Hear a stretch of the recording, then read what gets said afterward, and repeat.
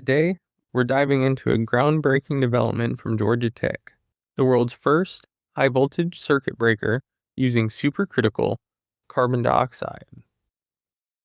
Why is this a big deal? For decades, high-voltage circuit breakers, the essential safety switches of our power grid, have relied on a gas called sulfur hexafluoride. While sulfur hexafluoride is an exceptional insulator and arc-quenching medium, it has a massive problem.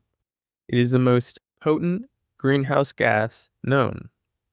Its global warming potential is nearly 25,000 times that of carbon dioxide, and it can linger in the atmosphere for thousands of years. Even small leaks from the hundreds of thousands of breakers on grids worldwide contribute to a significant climate issue. Regulators, particularly in the EU and California, are pushing for its phase-out. That's where the supercritical carbon dioxide breaker steps in. Supercritical carbon dioxide is a unique state of matter, somewhere between a liquid and gas, achieved by putting carbon dioxide under very high pressure. The research team at Georgia Tech found that supercritical carbon dioxide is not only non-toxic, but also offers high dielectric strength and excellent arc quenching capabilities.